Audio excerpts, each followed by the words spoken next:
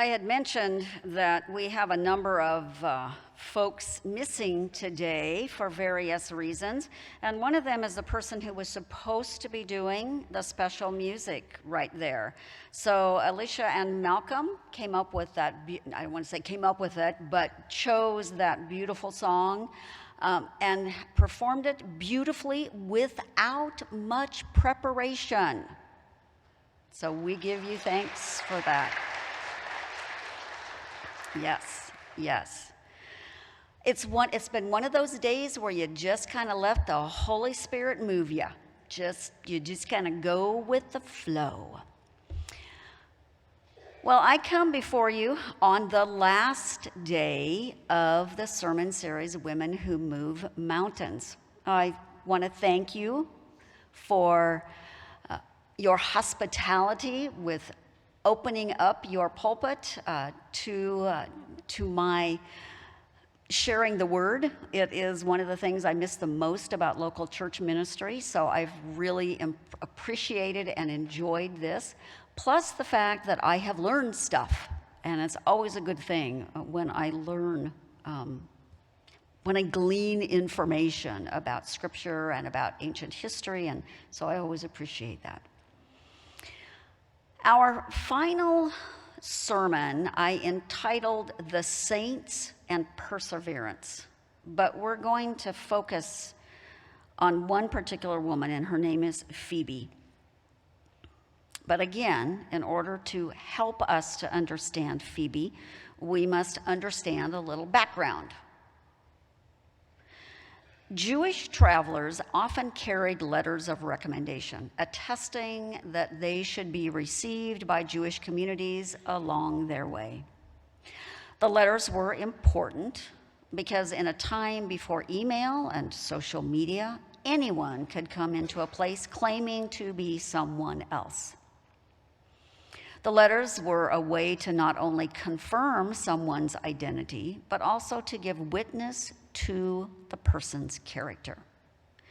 Phoebe bears just such a letter to the church in Rome, which means that she is highly respected and trusted by Paul. Now remember, this is a woman in a time when women weren't really supposed to be out and about by themselves much, and they didn't carry much authority with them. So this is highly unusual. By her bearing this letter to the church in Rome, and Joanne correctly identified that Paul has not come to Rome yet. In fact, we don't know that Paul actually ever visited what we can call the church in Rome. Because when he finally gets to Rome, he's a prisoner, and he's thrown immediately in prison. But his emissaries, people who represent him and the teachings of Christ, are going before him. And one of them is Phoebe. Due to the fact that he respects and trusts her so much, the letter is recommending they do likewise. In this letter, Paul emphasizes Phoebe's spiritual qualifications, and there are two reasons for this. First, Jewish and Greco-Roman circles did not usually have a high regard for women's religious wisdom. They were not really supposed to be gathered at the feet of the masters learning. That was a man's position. And definitely it was the man's position to be high up. So if you think about the Sermon on the Mount, Jesus, the rabbi, the teacher, was high up on the mountain, and those who were learning were beneath him. And in that particular story, we hear about the crowd, but in smaller settings, it was typical, it was just the men. And that's why when I preached about Mary Magdalene, I noted that in the movie, The Gospel of John, she is shown kind of back behind the pillar, listening in. because that was the position of women. Further, as the letter bearer, Phoebe will need to explain to the community to which the letter is presented anything they did not understand. So she was also given the authority to explain and help people to understand what Paul was saying. It's also important that we understand that prior to Christianity becoming the official religion of the Roman Empire under Emperor Constantine, and I should have looked up the date and I forgot, but it was sometime in the years of the 200s, or sometime in the 3rd century, maybe the best way to say that. Until then, the followers of Jesus met in houses. So they would not have had a big church like this and a big sanctuary. They were called house churches. We hear this mentioned in Romans 16:5a, where Paul tells the church in Rome to, quote, greet also the church in, and I have included the names of the people, Prisca and Aquila's home. Not at First United Methodist Church or First Plymouth or First Congregational, but the church in their home. For this reason, biblical scholars, not only gleaning through the traditions of the day, but looking at some evidence, have come to the position that women were the leaders of the Jesus movement. Women. This makes sense for a couple of reasons. Number one, it was in the home. That was where the women, I hate to say ruled, but that was their domain. The men were out in the public. They were in the public square. They were at the city gate. They were in the markets. But when you walked into the home, and that's somewhat true still today, get out of my kitchen. That's my domain. It's the woman's domain. But the other reason it makes sense is if we think back to our sermons that we've had prior to this, and especially the first sermon, we learned that women were the people who supported the disciples and Jesus himself. Mary Magdalene, Mary, and so on and so forth. They were the ones who came to the tomb first and discovered the stone was rolled away, the body was gone. They were the ones who were made to feel worthy by Jesus the Christ. And so they were faithful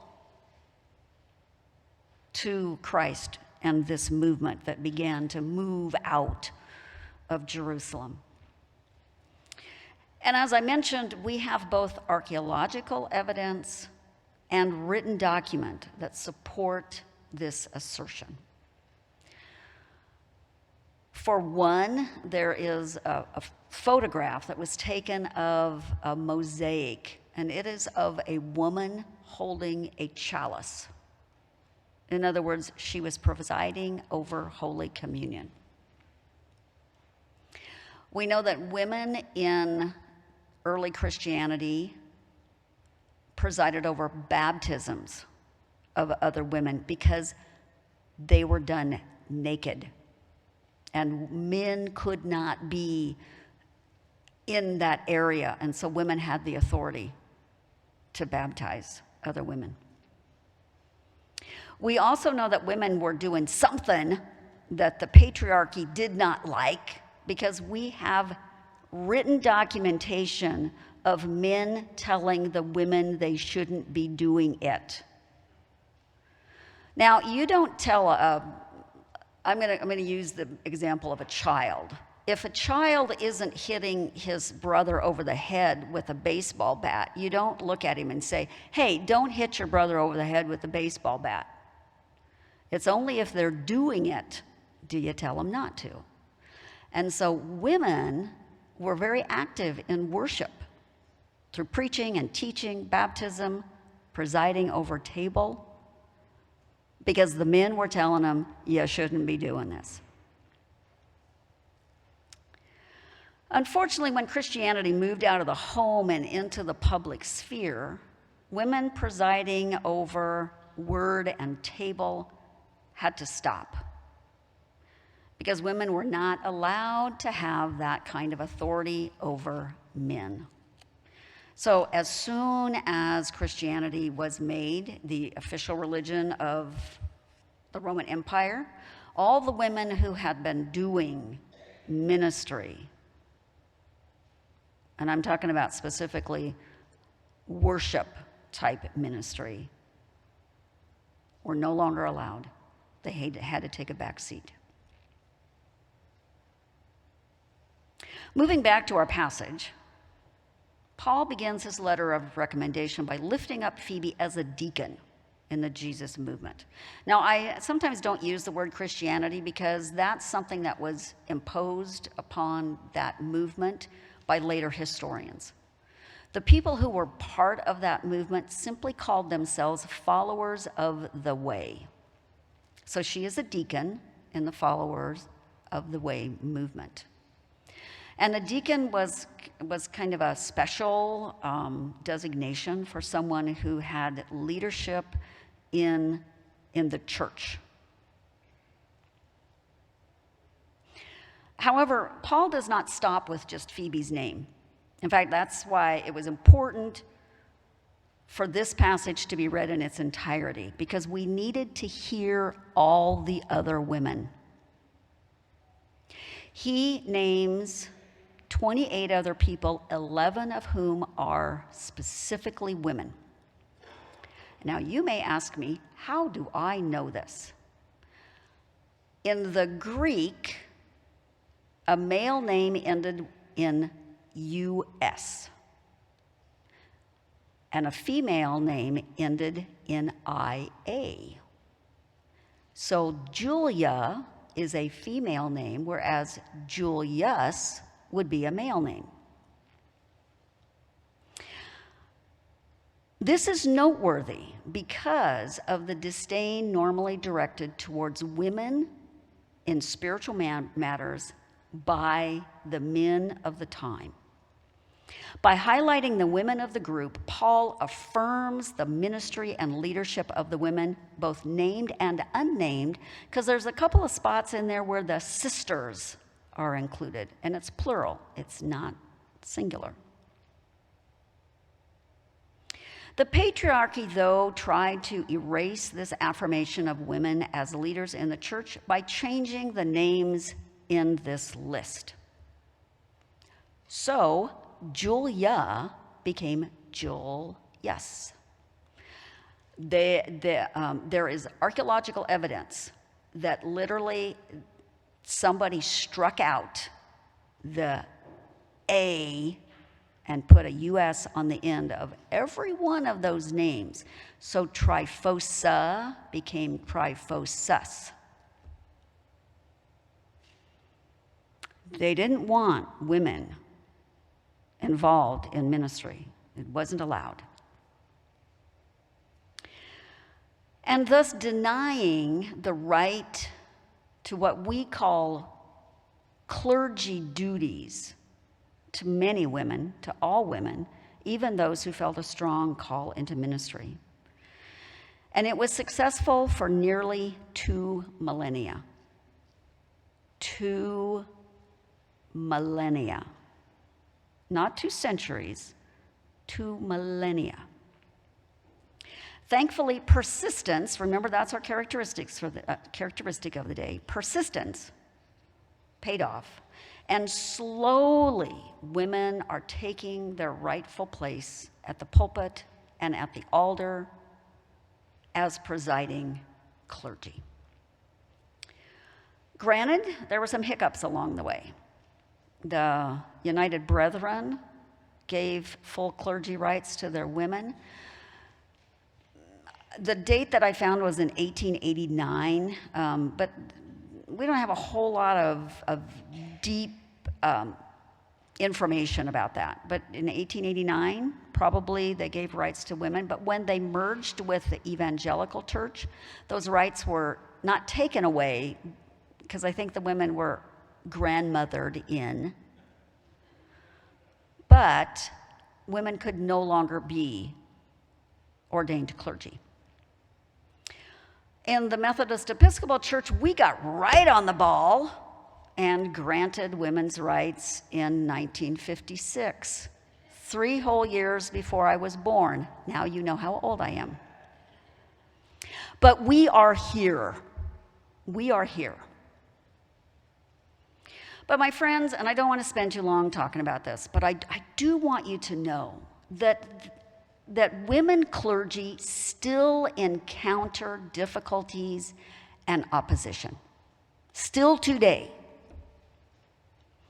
I started filling a pulpit in a Presbyterian church in the year 2000 or 2001. I think it was 2000. And I'd been filling the pulpit for about 6 months or so. And I had a woman come up to me and she said, "You know, when you started filling the pulpit, I was really concerned because women are not supposed to be in the pulpit. But you've made me change my mind." Well, yay! That was kind of a shock to me. We had a woman pastor at my local church, and I guess I'd never really thought about the fact that women really hadn't had clergy rights for very long. And in my first appointment, there was a woman who had really been one of my kind of staunch supporters when I first got there. I'm not sure what happened. But about 4 years into my ministry, she said in a Bible study one morning, I don't think you should be in the pulpit.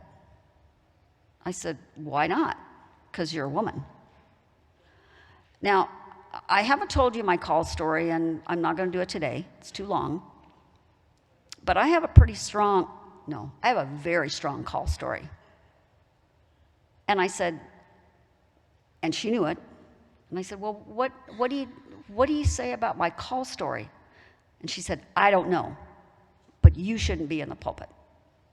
Okay. I liked the other woman's comment better. But our authority is still questioned. It is still questioned.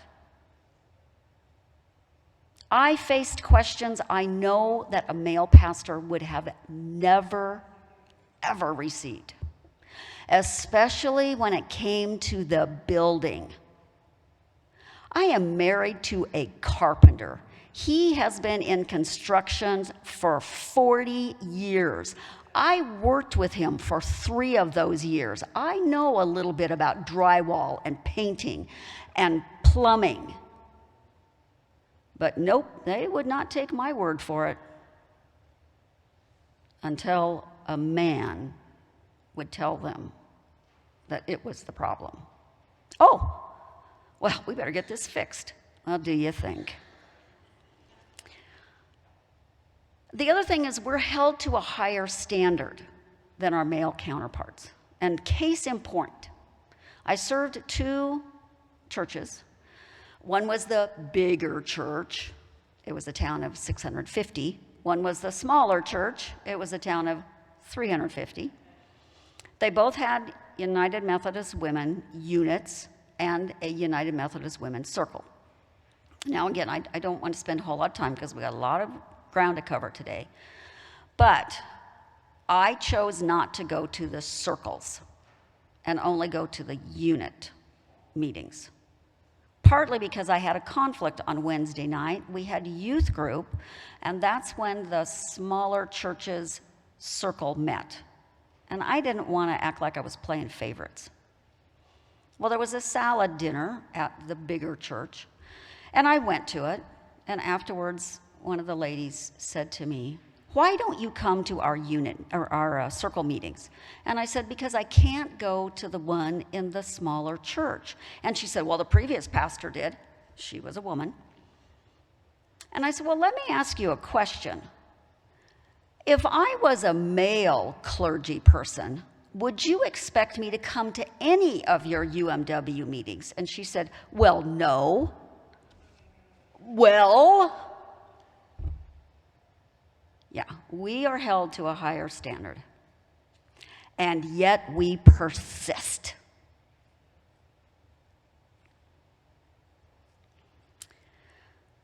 As with all things, though, the work of the Lord is best accomplished in collaboration and partnership. Paul does greet 11 women in our reading from Romans, but he also greets 17 specific men and makes references to the brothers in 2 separate instances. In fact, he refers to the saints. Well, I haven't mentioned this already, but we are celebrating All Saints' Day. It's All Saints Sunday. And this reading refers to the saints, not once but twice. Singularly, a saint is someone set apart for God's special purposes. The plural form of the word is communal. The saints are all those set apart for work ordained by God. In Romans, Paul is giving a shout out to everyone doing work for the Lord, for Christ. Further, while we may get it in our heads that a saint is someone who has gone before us, the term refers to the living faithful in Romans 16. These are not people who have gone before, but they are people who are currently working at their specific purposes.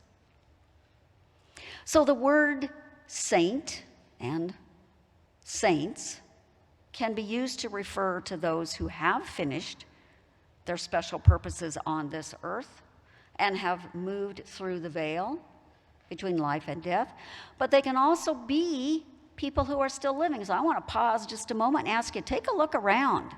Just take a look around. We're all the saints. We are all saints.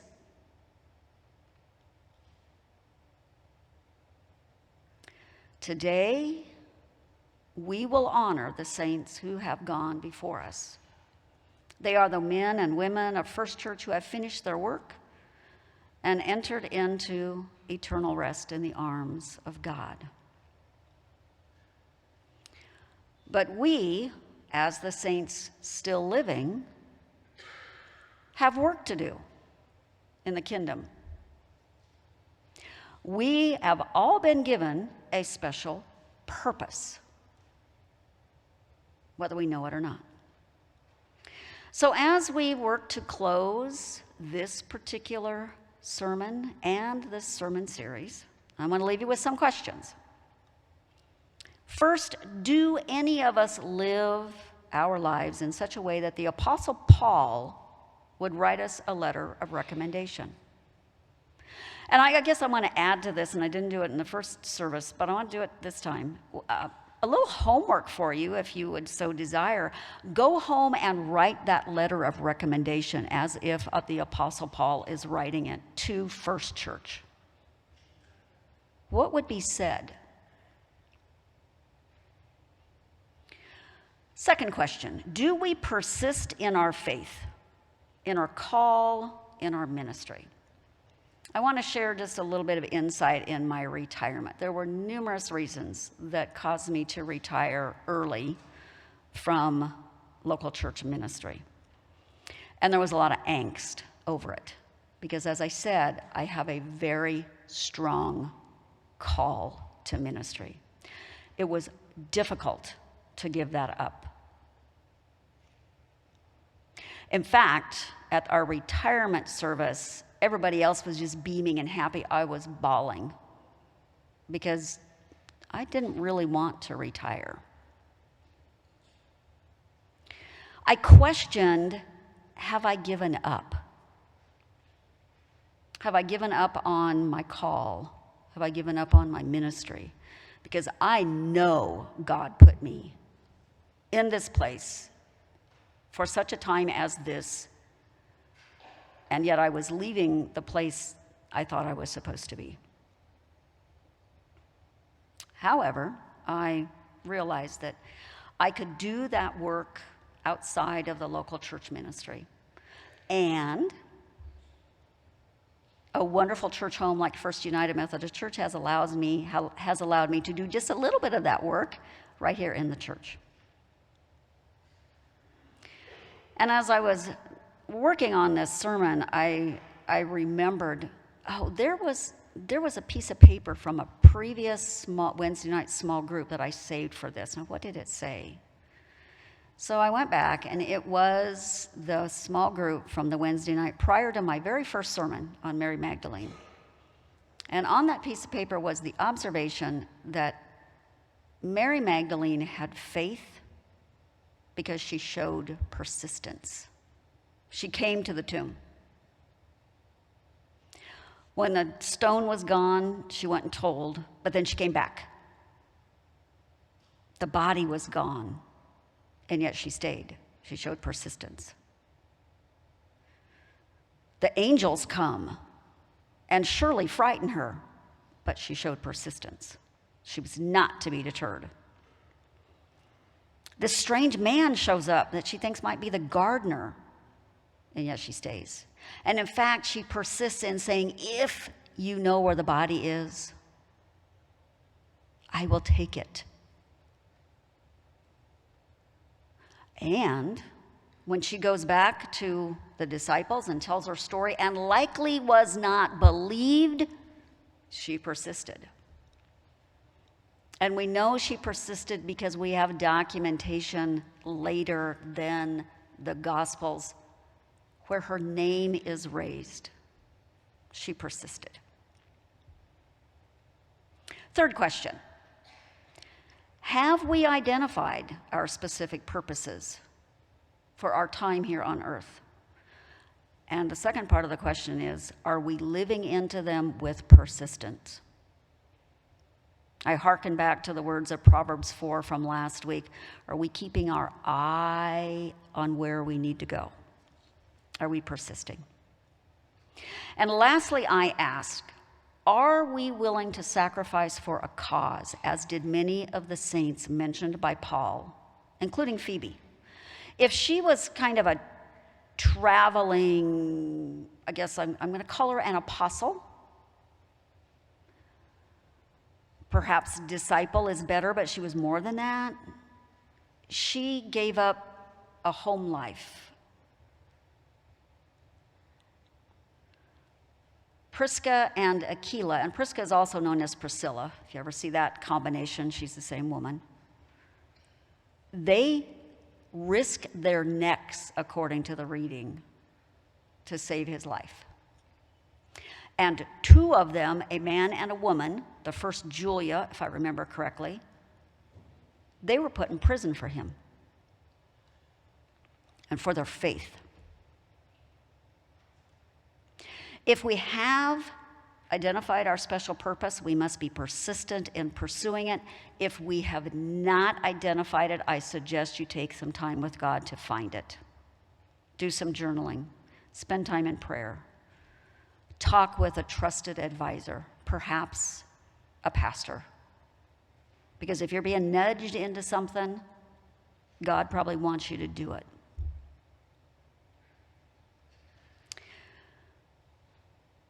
We now leave Women Who Move Mountains as a sermon series. But women, we are still moving mountains. But men, you as well. So when you leave this place today, I pray that you go forth with the faithfulness of Mary Magdalene, the service of Tabitha, also known as Dorcas, the courage of Esther, and the persistence of Phoebe. Amen.